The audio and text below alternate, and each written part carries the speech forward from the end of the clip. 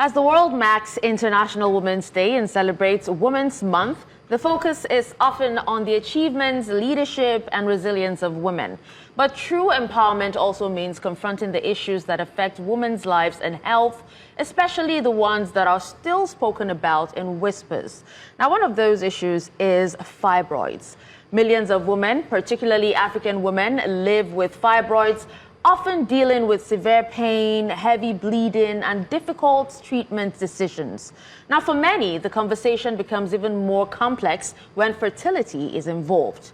What causes fibroids? How do they affect the woman's chances of conceiving? And what treatment options exist today for women who want to protect their fertility while managing their health? So as part of our Women's Month conversation, we're shining a light on fibroids, fertility, and the importance of women taking charge of their health.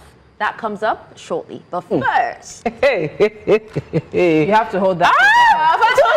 Israel is standing by. Israel is standing by. We'll deal with this tomorrow. Let's go. Judith, you're lucky. First of all, Who's going? I'll take it.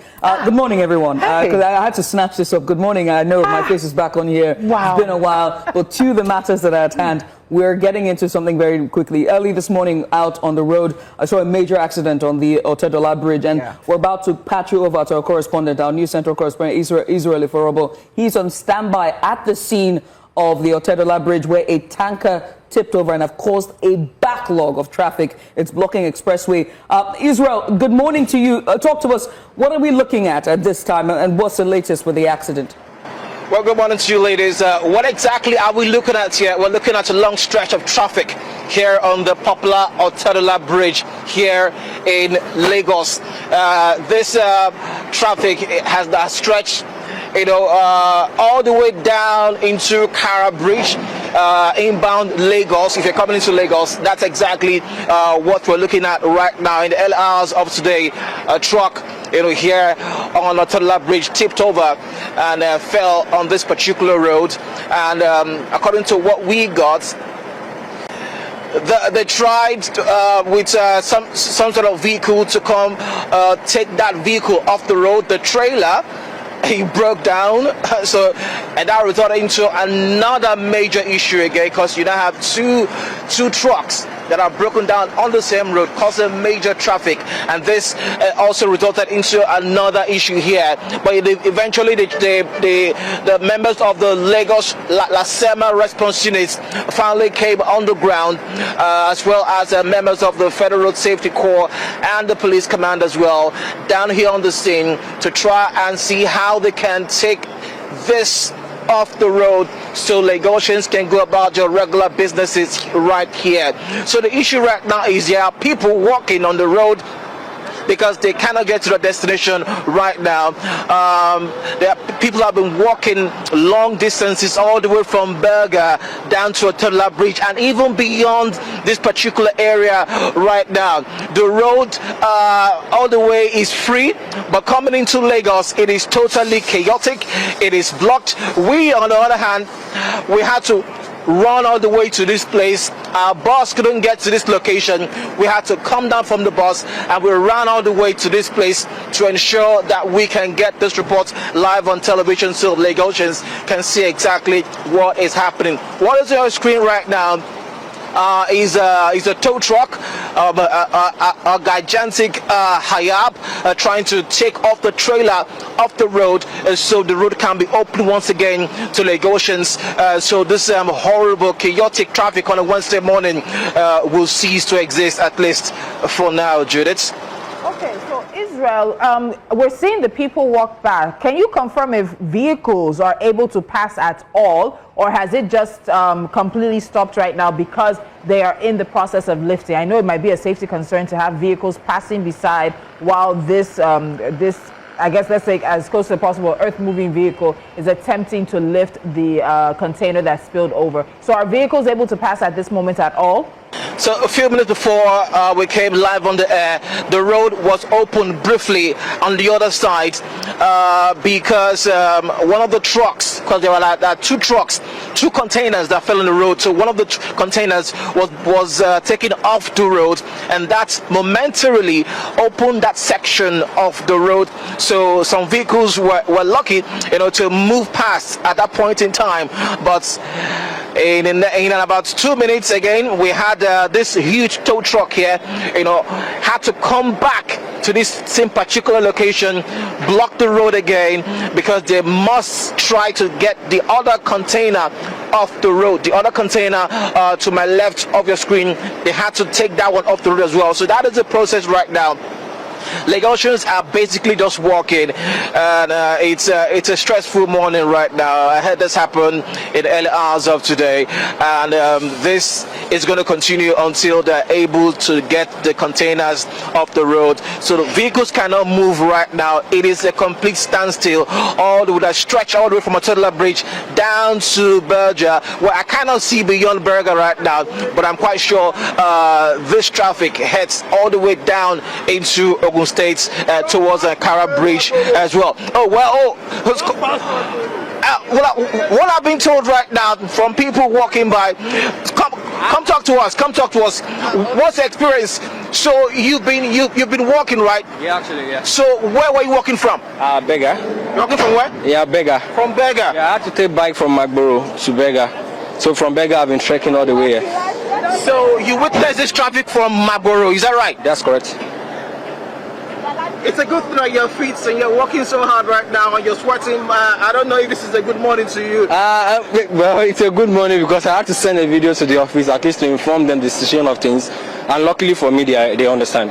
So you don't get trouble with your boss, right? No, not at all. Not at all. Well, Lagos, that's exactly what the issue is right now. Even Lagosians have to go ahead now and take excuses so they don't get queried, in the office right now. But this is the situation right now. The traffic is still much. Lagosians are walking all the way from Berger and even before Berger as well, because that is how terrible this traffic is right now. I do not wish anyone to be in this traffic right now, but the question remains, the response time of our emergency services, I think that is something that needs to be improved upon, because this has happened for over 2 hours now, and Lagosians are bearing the brunt of these accidents. Tolu? There was an accident around the same area not too long ago, and in that situation, a trailer fell on a man who, very, very sadly lost his life. So tell us, are there reports of any casualties today? Well, luckily, Dashin, no reports of any casualties so far, since we've been on the ground here, assessing the situation here at Otedola Bridge. But one thing is certain. The question remains, why Otedola Bridge every single time? That is the question that some of the respondents here have been able to say to me. Why do we always have terrible traffic, terrible accidents on this particular road every single time? If it's not on the side of the road, it is on the other side, inbound Lagos, outbound Lagos. There has to be one terrible accidents at every other day here in Lagos. That is something I'm quite sure the Lagos government should look into, because it is costing lives, it is costing property, and Lagosians are losing man hours every single day. Dashin? Okay, so Israel, away from Otedola Bridge, right? You've been covering the road repairs happening at Kara Bridge, which again is a major part of the express that leads into Lagos City. How has that work been going? So yesterday, I was at Kara Bridge. I will be heading over to Kara Bridge after this live report. But yes, indeed, covering that. The rehabilitation work started yesterday on Kara Bridge at about 10 o'clock. At about 10:30, yeah. So it started yesterday. So the diversion indeed started, and that indeed resulted into loss of man hours as well. Indeed, the state government did warn and advise motorists about the impending delays that they will experience on the road as a result of the rehabilitation of the Kara Bridge. I saw it myself. It needs to be worked on, and they are actually working on that right now. The bridge is being worked on. The expansion joints on the bridge is being worked on, and according to what the brief that were told from the authorities, and indeed the sector commander, the federal controller works in Ogun State, did say that this would last about 2 weeks or maybe more, depending on the pace of work on the Kara Bridge as we speak. We will head over there after this report, and hopefully we'll see just how progress has been made on the repairs on Kara Bridge. Israel, many thanks. We appreciate you for these updates. I know that you're heading to Kara Bridge now, and you'll be joining later on at the 12 noon for the 12 report with Blessings Musugo. Many thanks for that. It's incredible how Nigerians or Lagosians can't seem to catch a break. We have fuel prices on one hand, transportation hike on the other, and then now to see that on a Wednesday morning, just smack in the middle. Hump of the week Wednesday. So we passed. The visuals you were seeing earlier were from a member of our digital team who captured it, and we passed. And that traffic. I don't think it's beyond Kara Bridge at this point. It's backed up. Bad. It's really bad. I do give Lagos a lot of credit oftentimes for how quickly they tend to try to move into these locations to quickly clear these places out. But I would call Otedola at this point, Otedola Bridge in particular, infamous. There has to be something. What goes on there? What is the issue? This is literally the same spot that gentleman lost his life when when a container or a trailer tripped over on him just a few weeks ago. I think the issue would be over speeding, because I've actually passed that road. Like, I've gone even to Magboro. You need to see how these trucks, heavy duty trucks on the road, are speeding like small cars. Right. You need to see it. So it's very easy for them to, skip and, overturn and all that. So overspeeding, unless something is done about overspeeding, it will always be an issue. There will always be an accident there. Well, you're watching your series. Coming up next is discussions on fibroid. Now, you know fibroid affects millions of women across the world, and studies show that African women are among those most likely to experience them, often earlier and sometimes more severely. For many, the diagnosis comes with difficult questions, and one of them is, what are the treatment options? How does it affect fertility? And what should women know before making life-changing medical decisions? After the break, Dr. Abayomi Ajayi, who's the founder and CEO of Nordica Fertility Center, one of Nigeria's leading fertility centers, joins us to explore these critical issues as we focus on women's health, fibroids, and fertility treatment. Again, it's Women's Month. Welcome. Stay with us. We'll be back. Welcome back to Jasiri. Now, for millions of women, conversations about reproductive health are often whispered, delayed, or even spoken about in hushed tones, even misunderstood. Yet behind the silence are real stories, stories of pain, resilience, hope, and the pursuit of motherhood. From fibroids that disrupt daily life to fertility challenges that test emotional and physical strength, many women are navigating difficult medical journeys while also confronting, guess what, stigma, misinformation, and limited access to care.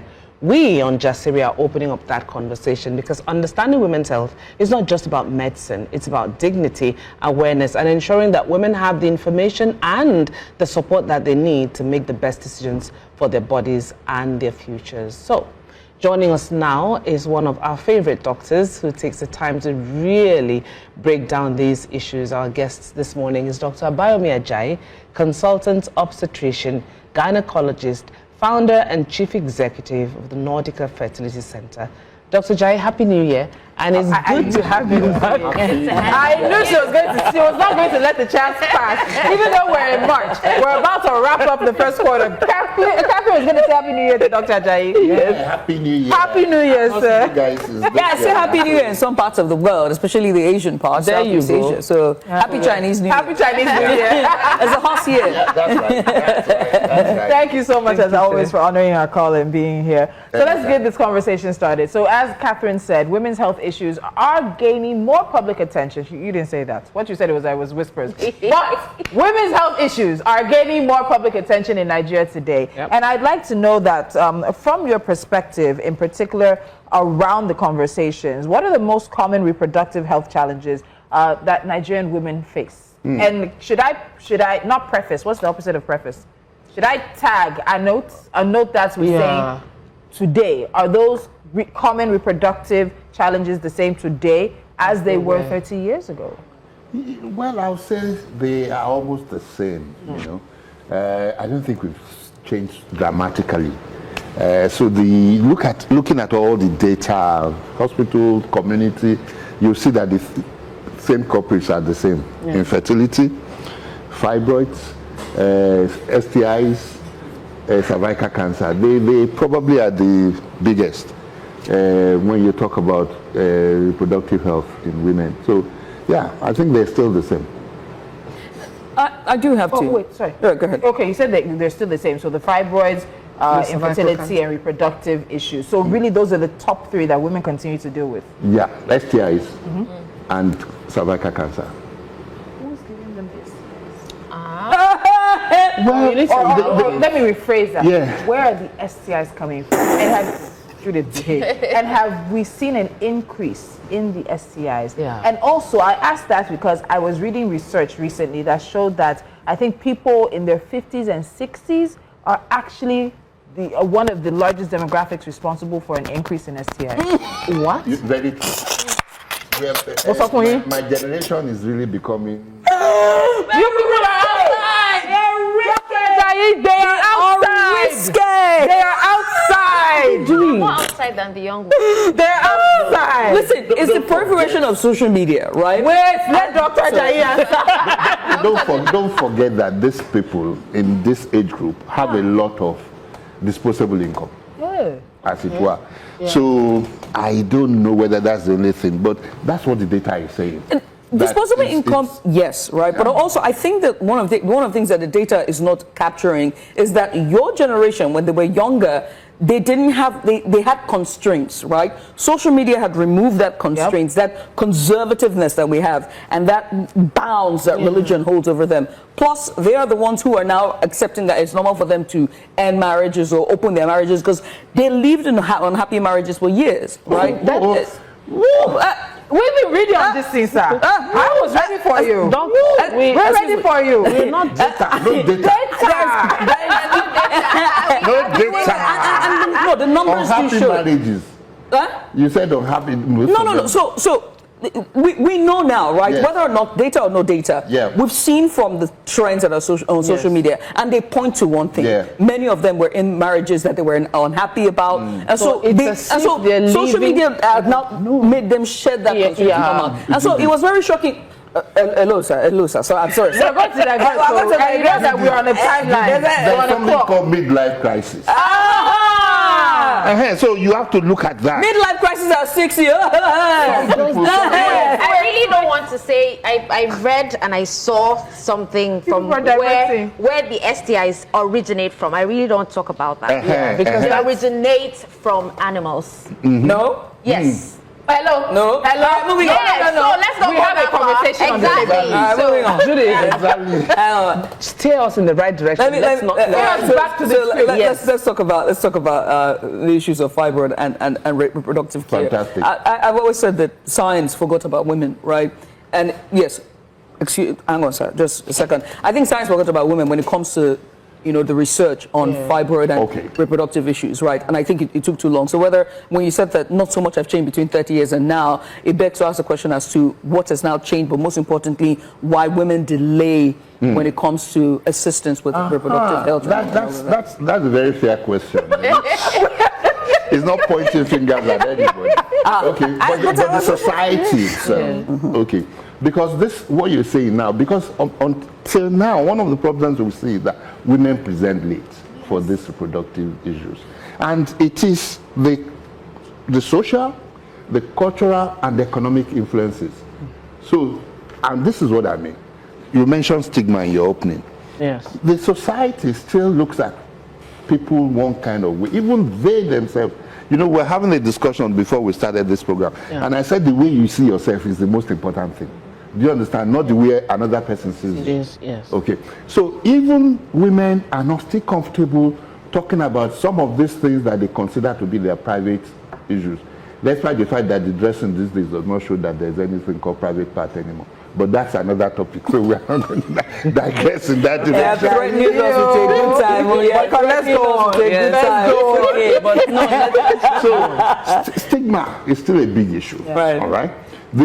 On the cultural side, the fear of surgery is still a big one. Okay. Coupled with the fact that majority of us have gone to school, but sometimes school have not gone through us. So we see people still going to spiritualists when they have issues because they believe somebody is behind it. Whatever.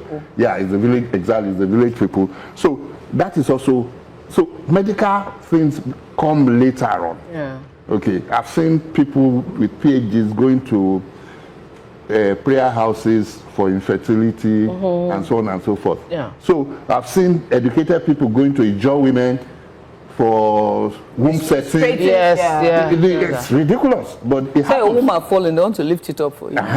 Then the economic aspect. Yes, we have to talk about that. That is an elephant in the room, in the sense that many people cannot afford medical care. And so they come late. Either they have a sponsor finally, or something has become a problem in the family. So they now collaborate to solve the problem. So those are the things. And that, you see that these factors are not, you can't put it at somebody's door. Yeah. It's all of us. Yeah. So how important then is awareness and diagnosis, like early diagnosis when it comes to all of that, fibroid, STIs, and you said something very important, that in women it presents late. So doesn't present late? Women present themselves late. Women, okay. Yeah, but then again, women also, you know, with the STIs, the men, I think it appears, it presents earlier than women. But for women, it always presents late. You have to intentionally and consciously carry yourself there to make yourself present. So for now, so we're saying, so how important on a scale of 1 to 10 is awareness and early diagnosis for all of this? There is no substitute to those two things. Awareness. And that's why we're having this kind of program. And also early diagnosis. You know, that's one of the reasons that we say why people come late is because they're afraid of surgery. Some people know they're carrying some things around. Fibroid is like this. And they're going around the whole place. It's like 8 months pregnancy. Yes. And they're going around the whole place because in their mind they think the only way to solve that problem is surgery. And you know what? They don't want to do that if that's the last thing they're going to do. So I think awareness is very important. And of course, for anything, any kind of ailment, early diagnosis is key.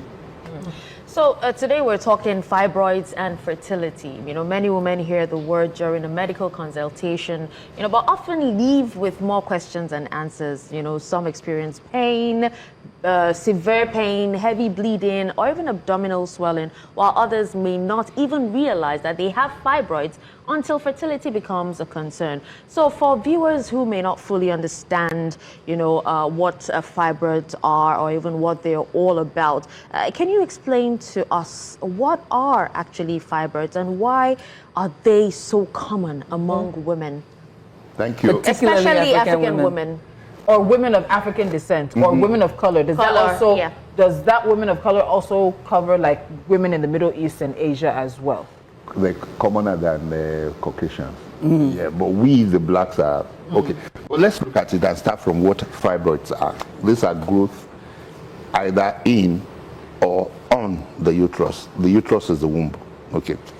Now, and they're very common, just like you said. We believe that about 33 to 77% of women worldwide might have fibroids. 77%. Yeah. That's a lot. So that means on this table, we're likely to have at least one or two. we need to be able to show people what it means. It might not disturb you. Yes. That's where the problem is. It might not disturb you, it might not be so big, but I'm sure if we look very well, we are going to find. So I've always heard that every woman has fibroids. It's just the It's just how big or how much impact it has on the quality of life. Is that true? Every will be 100%, and it's not 100%. Okay. So it's not every, but it's very common. Let's put it at that. Okay. I had a cyst rupture, and I was bleeding profusely, and I went to the hospital because I thought it don't happen, and then it failed. You know what I mean? And then once I was there, and then I kept bleeding as I was very concerned. So they said they did a pregnancy test. Like, you're fine. I was like, I'm not. There's something going on. Turns out it was a cyst that ruptured. Is there a difference between cysts and fibroids? Oh, yeah, definitely. Cysts are usually on the ovary.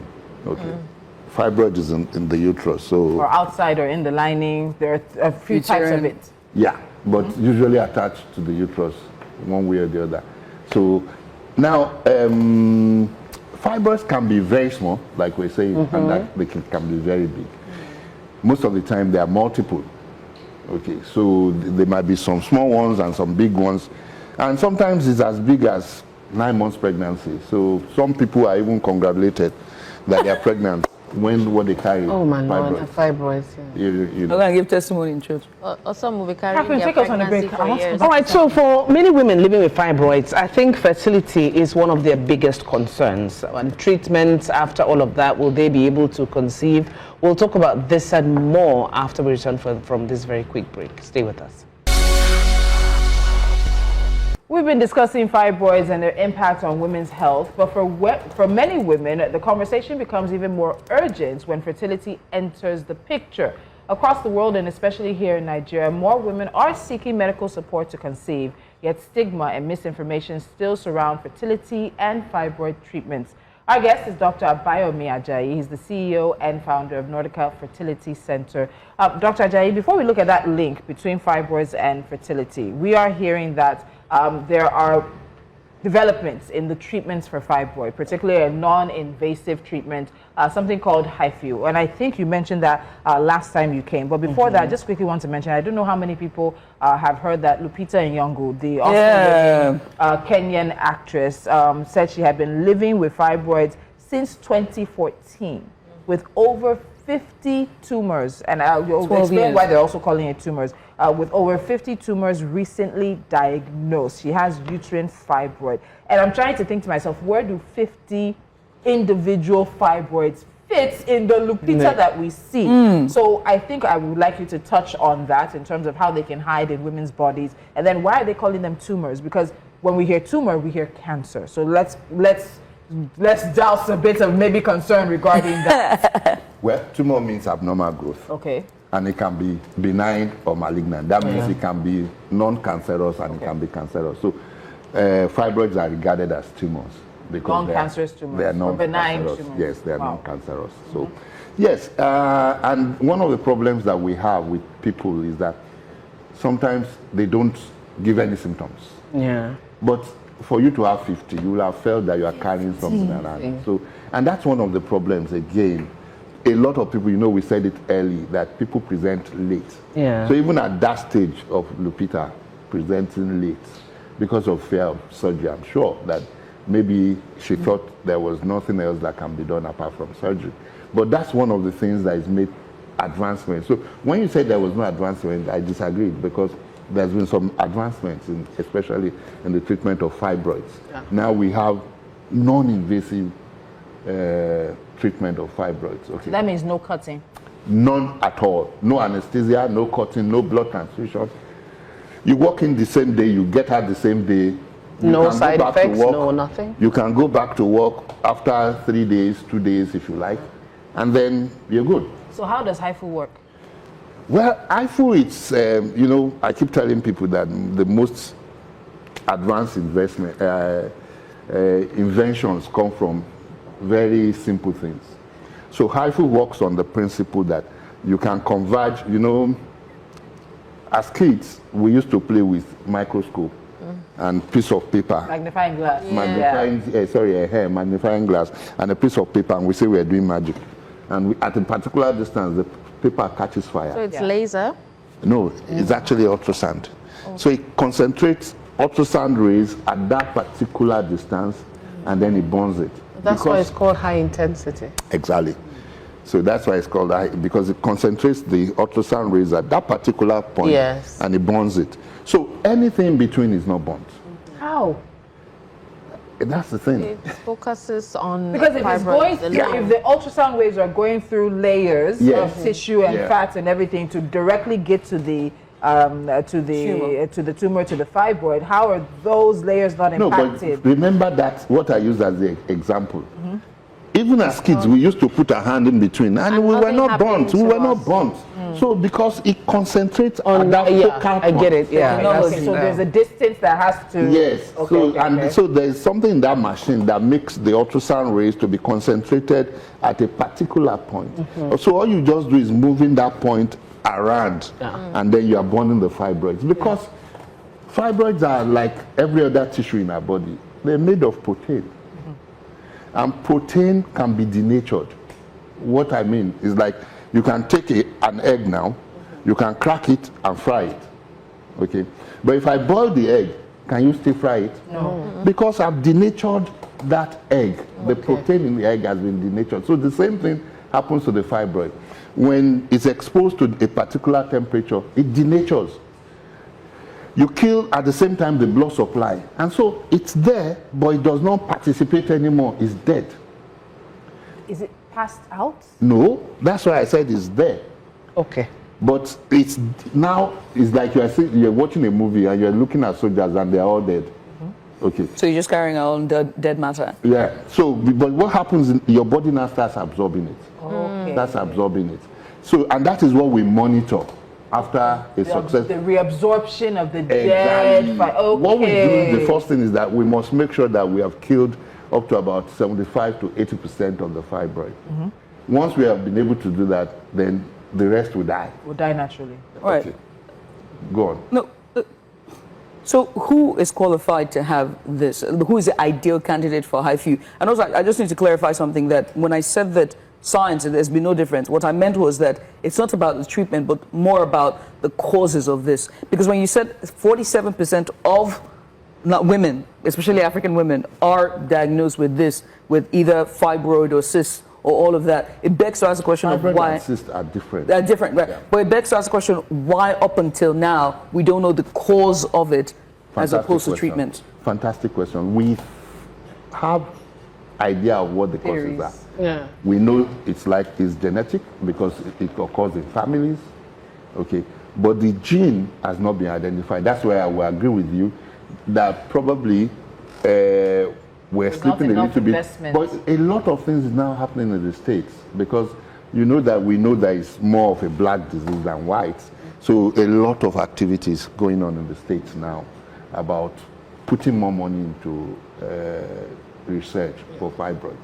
Okay, but the treatment, that's what we're saying, that the treatment has gone a little bit, a notch further than what it used to be. Right, so who's ideal for it? Who's ideal for IFU? Yeah, maybe I will answer it in the reverse way and say, this is my idea. Okay, now there are only two possible contraindications for HIFU. We should not touch HIFU at all. Okay, if we suspect that there is any cancer going on in the reproductive system, in the pelvis, we don't want to do HIFU for you. Why would that be? Because what we're dealing with is the uterus. But this might mask what is going on. For example, if you have a cervical cancer, do you understand? We can't. That treatment is not going to touch it, and it's going to delay the time that the diagnosis is going to be made. I get it. Because when anything happens, the first thing they say, "Oh, Yes. the treatment that you had." Especially, don't forget that this is a new form of treatment. Yeah. For even when people cough after the treatment, it's Because you did HIFU. it's a HIFU. Because the doctors still don't even understand it. Despite the fact that over 340 procedures, 1,000 procedures have been done globally successfully. now. Yeah. Yeah, in Nigeria we're about 860 something that we have done. Okay, but globally but we're still, the cause of so many things is more. This HIFU procedure was probably more popular in Asia than in the Europe. West. But now, last year, the International Federation of Gynae and Obstetrics has accepted it as a way of treating uterine fibroids. So we see that it's going to spread more now. Okay, so you said one candidate that's not ideal is if you have cancer. If you have cancer. And the second? The second one, if you cannot lie down prone for at least 2 hours, because that's what we require from you. Just lie down on the machine. So either if you have a cardiac problem that can't make you lie down, or you have waist pain. And not waist pain, but orthopedic problems. Okay. I was going to ask a fancy way to say I was going to ask who couldn't lie down for 2 hours. But now there's medical reason for it. All right, Doc, you already mentioned, that, the procedure doesn't take too long, that it could be hours, it could be a day, but then... No, 2 hours, 3 hours. 2 hours. You're done. Then, even time for recovery, you can go back to work the following day, right? Let's say 2 days. Or 2 days. All right, but then tell us, could these fibroids come back after the HIFU treatment? Wonderful question. Anytime that you spare the uterus, either it's surgery or HIFU or anything, there's a chance of recurrence. Because the organ that is affected has not been removed. That's why we say the only cure for fibroids is to remove the uterus. Because as long as that organ is still there, because don't forget, it's hormones that are affecting it that is making it to form fibroids. As long as the uterus is still subject to those hormones, and that's why when women reach menopause, fibroids tend not to grow larger again. So because of the hormones. They're dropping the hormones. Right, so is HIFU safe? Will it affect my fertility? I'm entering the fertility question now. It's very, very, very, very safe because it's a targeted treatment. Don't forget we said the focal point. That's what you move around. So you don't burn anything outside of your focal point. Okay, so does that then mean that you can carry a baby to term with that? Because I know that many people have done that. And some people have also carried babies to term with fibroids. Oh, sure. With fibroids? Yeah. That's why when people say fibroids cause infertility, I just mean that, okay, you give a dog a bad name. All right, because fibroids as a cause of infertility is only about 3 to 5% of infertility that is caused mainly by fibroids. So how is that? What is that causation? No, it's an association that they have. They've seen that many people who have infertility might have fibroids. But then women have fibroids, or lots of women have. Exactly. So the only ones that will be responsible for their infertility is either is occupying where the baby should be completely, or is where the fertilized egg should come back into the uterus, is blocking it completely. Because I was going to say that, because there's always a misconception that fibroid blocks the tube. Yes. No, you really that's a misconception. So I have fibroid, I'm going to remove it to block your tube. Yeah, you hear that a lot. Go and remove it, because we think that is such a danger. What it can do is probably increase the risk of miscarriage, but not causing infertility. Increase the risk. During the break, we were talking about like the ages. What's the youngest age you're seeing presentation of fibroids in Nigeria, and is that getting younger? It's you see, I think it's things like this that you're doing that is making it to get younger, because they're becoming more aware. Exactly, it's getting better. So with awareness comes more presentation, and then the numbers start to capture the real issues. Exactly. Yeah. So what's the youngest age? Well, I think that we have treated is 19, but I've seen a 17-year-old also. But that we have treated, I think they're just starting to really enter the reproductive years. Yeah, but don't forget that we said it runs in families, so it's like probably, and that's why what we're saying is that if you diagnose early, then you don't need surgery. We can probably just do HIFU for you. And the good thing about HIFU is because it's not invasive. If you need to do it again, you can do it again, and it's not going to affect your fertility. Yeah, but I actually was going to ask about that, because even though you said that we can, as long as you kill off about 65 to 75% of the fibroid, you leave it and the rest of it will die naturally. Fibroids can reoccur in other places in the body, and then you go back again to do another procedure. Have you've done that already? Oh, sure. So, okay, surgery, you see some people doing surgery. Some people have done 3-4 surgeries for fibroids. And did they occur? Did they come back? It came back. That's how back to back? What's the? I've seen one that actually who came to do HIFU a year after surgery. She was back again. Yes. Do you, what's the youngest age? Do you recommend, if you look at somebody's case, let's look at this sort of like Lupita Nyong'o's case, 50, let's even assume that she's done surgeries and they just keep reoccurring. What's the youngest you would ever recommend a hysterectomy for as a final solution to reoccurring fibroids? I don't think it's an age thing. It's the preparedness of the person. Okay. The first thing, if you have completed your family. So if you complete your family at 35, it can be a discussion. Okay.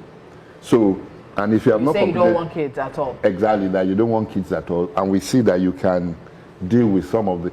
And of course, there's also, we can have artificial hormones to give to you. Okay. So if we can go through that discussion and you're happy, with that, we can. I've done well in my earlier days. And that's why I always say that science has failed women. If I say that, you say that I'm not being fertile. Because the situations like this that makes you think that, right? Because again, we're still not at the root cause of why this thing continues to persist. I have 3 relatives, 2 are dead because of cancer. We're not at the root cause of many things. Let's take a short break. Yeah, but let's take a quick break. When we return, we'll be here to wrap things up if we can, and hopefully we'll have to get Doc back at the table at that time or a first time. I don't know. We'll be back though. I gotta admit, the amount of conversations that happen behind the scenes, you want to be a fly on the wall. Welcome back, it's Jesse right here on News Central Television. Our guest today is Dr. Abayomi Ajayi of Nordica Fertility Center, and our discussion has been on fibroid fertility issues and treatments, and it's coming to a close. If you're just tuning in, you are late. But we have more questions here in locked, all right? So Dr. Abayomi, let's also talk about reducing the risk of complications. But during the break, we're talking about cost, right?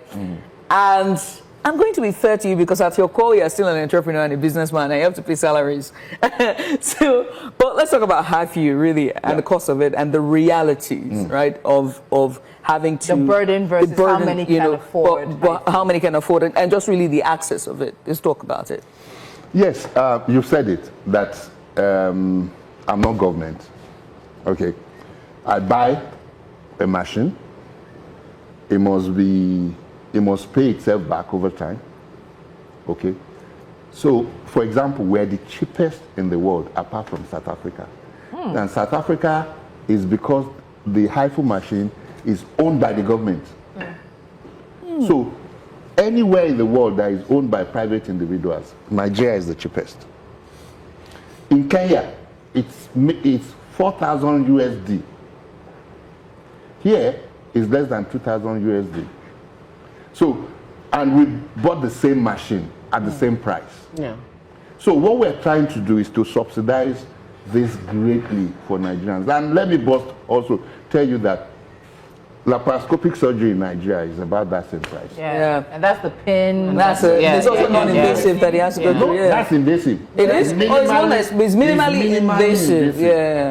This is non-invasive. Okay, so but how can workplaces, communities, and families, better support? How can HMO help us to augment the price? No. But that's a great question. But it's crowdfunding. Is it for us to be crowdfunding every medical it's crowdfunding. HMO, how do you this price for us? HMO is a different conversation because I don't even know. We should have that conversation. Judith, I have to ask this question. Sorry, go ahead. So how can workplaces, communities, can they better support women who are going through, fibroids and fertility issues? I think they are. For example, especially with more awareness. Look, one of the patients that I had Facebook Live, I think, was it last Sunday or so? And the patient who came to testify said she was billed for surgery. And she told her boss that, okay, I'm going to be away for a few weeks and the man said, you have never heard of HIFU? It was the man, the boss, who introduced her to us. And she did HIFU. She's had a baby. Her baby is now 2 years old. Okay. So I think we are heading in the right direction. by trying to make people more aware. Companies also will fall into line. Look, there is a bank that gives credit for reproductive health. Okay, at least I know one. Okay. For staff, Abi? For everybody. Oh, okay, you can apply. You can apply. Oh, okay. So at least, and the more we have such people, and that's why I think also HMOs have to come into play. In fact, the number of people insured in Nigeria, I feel vindicated. the number of people insured in Nigeria is too low. Yes, it's too low. So we need to increase, do better with that. Because sometimes HMO barely covers. That's why I said I understand where Judith was going with that, and that's why I said to Tolu, it's a condition that should stand on its own. Because HMOs now, it's next to nothing. When you go to, just look at your up and down first. And also, another conversation that needs to be had is also the issue of, knowing that there's some women whose only choice here, and I know you're going to talk about this, is having a hysterectomy completely, right? And oftentimes there are women who actually want to have babies, and that's when the conversation of surrogacy now comes. And there's also it's dirty water, it's very weighted. There's also issues about ethics, about it, the cost of it, whether or not women should be going as their option. So there's a lot on the table. Yeah, there is. So Dr. Abayomi Ajayi, before we let you go, I'll ask this question, and it is about protecting our reproductive health as women, and even young women, and even mothers of girls as well. Yes. How do we start doing that? How do we protect our reproductive health and even reduce the risk of complications, reproductive complications down the line, even though there's many things that will happen that we can never control? I agree. But education is it. Okay. The more educated anybody is, the more powerful that you are in making decisions. Okay. There's so many things that are changing slowly but silently in Nigeria. So when people say we're not making progress, I disagree completely, because I started my IVF business 23 years ago. What it was 23 years ago and what it is now, they're quite different. It's light and day. So we can see that we've made some progress. We started a campaign on endometriosis. Actually, March is endometriosis month. We started this about 18, 20 years ago. Yeah. Then people could not even pronounce the word endometriosis. But now we see everybody's talking about endometriosis. Even in boss conversations. Right. So I think we're making some progress, but we just need to. Some more progress. Yeah. All right, well, education it is. Sadly, we've run out of time, but thank you so much, Dr. Ajayi, for a very important and necessary conversation. I'm definitely leaving with, a lot of insight about fibroids. Thank you so much once again. Pleasure. Now, let's not forget, women's health should never be a silent struggle. And the more informed women are, the better equipped that they are to make decisions about their bodies and also their futures. So, with that, we'd like to say bye for now. We'll see you again tomorrow. I want to shout out our video editor, Solomon Adenika, for all the great work he does behind the scenes. Thank you, Solomon. He makes us look good. Yeah. Salute.